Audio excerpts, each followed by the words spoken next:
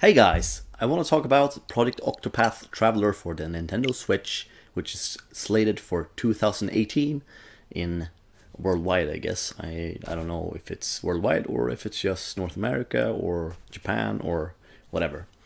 Anyways, so this is a game by Square Enix, and they've released a demo.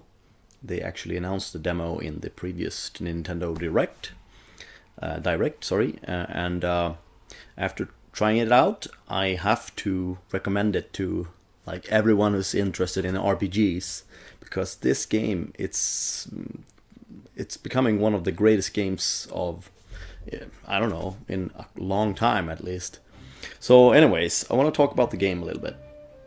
So having played the demo, starting it up, you get to choose between 2 characters out of 8. So the total amount of characters you're going to choose in the final version is 8, because that's Octo. You know, Octopath is the name of the game. Anyway, the 2 characters you can choose between is the woman Primrose, who's a dancer, and the knight Olberic. And they have special abilities which you can use in towns and stuff like that whenever you meet NPCs. The Primrose has an ability called Allure, which kind of charms the people. And in the demo, you have like 100% success rate to do this. I'm guessing they're gonna adjust this for the final version, or at least for like different cities and stuff like that. And sorry, I'm babbling here. So alluring a person kind of brings them into your party, and you can walk around with them. It's not possible to do with every single character in the game, but those it was possible with. You had a 100% success rate, so and you could see like how strong the character was. So there was like in the first city there was like this old guy, and he was really strong. So I brought the old guy in my party, and you can summon him in battles, so that's the point of like bringing them into your party. Oh, and of course, in case they're standing in the way for like an entrance or something, you can bring them into your party and enter into the room.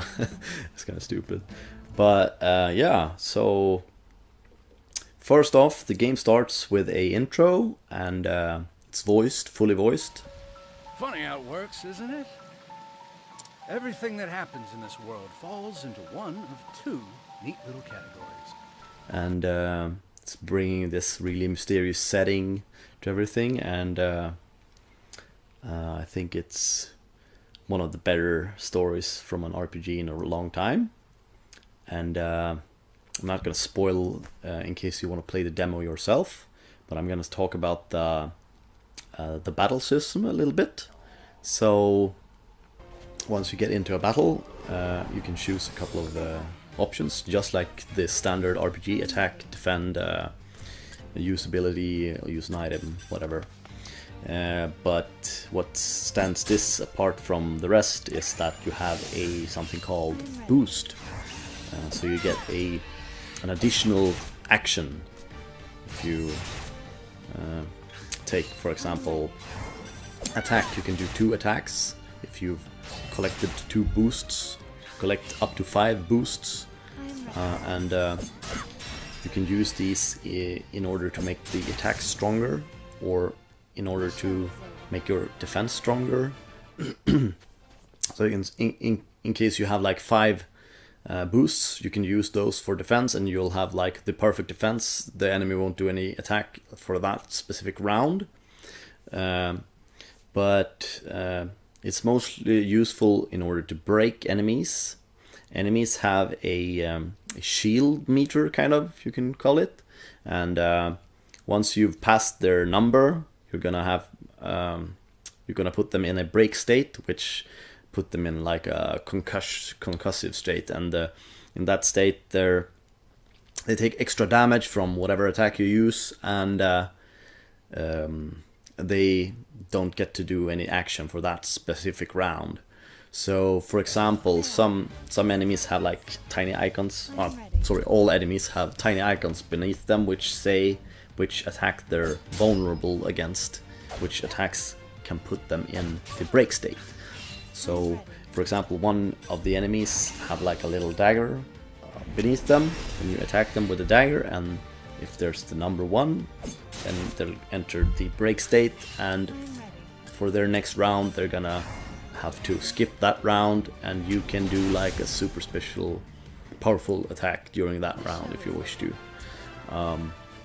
So yeah, that's basically how the battle system works. You put the enemies in the break state, and then you use your more powerful attacks to deal as much damage as possible.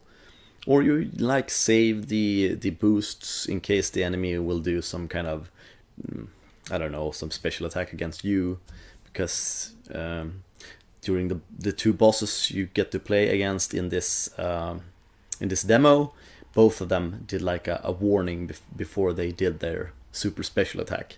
It's kind of interesting. It's a subtle warning, but if you've played Final Fantasy 3 for the Super Nintendo, then you'll know what I'm talking about. Anyways, so yeah, the battle system is kind of like Bravely Default, but not like Bravely Default, because you can't go in the negative amount of boosts. You have to use only those you have. In Bravely Default you can use up like, so you have -3 rounds, and you'll just have to wait those rounds. Anyways, the music is fantastic. The story seems to be really interesting. I'm kind of not super happy about them not doing voiceovers for everything, but seeing the amount of people working on this, I think it would be impossible to make voiceovers for everything. But if they put like voiceover for the specific the story characters or whatever, then that's good for me. Then they can like put grunts and haha and things like that for like random chatter with the enemies and things like that, just like they've done in the demo. I guess that works. I would want fully voiced, but if they can't, they can. It's a game everyone who loves RPGs in the style of Final Fantasy 3 or Bravely Default, you should definitely look out for this. The graphical style is, however, like 3D Dot Game Heroes on the PlayStation 3. Many actually confuse the developers of this game with the same. They're like, oh, it's the Bravely Default developer. No, it's not. It's the Bravely Default producer, but it's not the same team. The team who's making this is actually Acquire Corp, and they're the guys who made Tenchu. And so I guess they're using like 3D Dot Game Engine or something, because it looks really, really similar.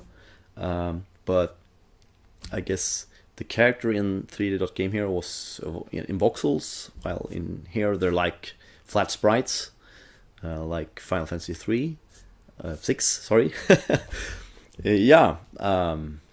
Anyway, I want to talk about the composer for this game. He's 1 year younger than me, and he's called Yasunori Nishiki, and he's made music for Frontier Gate and a game called Never Dead.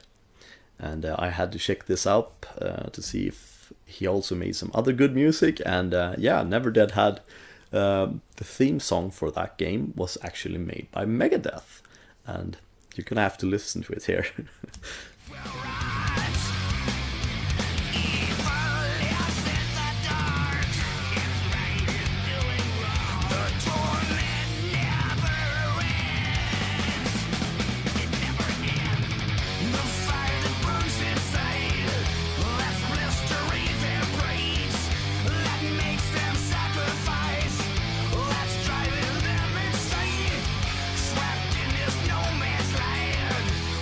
Yeah, so that pretty much sums it up. I'm sorry if I ranted on a bit too much here, and kind of first time I talk about things like this, and I hope you like listening to my swamblings. So yeah, see you guys, and you should download the demo for the Switch if you have a Switch, and if you like RPGs, you should definitely keep an eye out for this game. Yeah, thanks guys!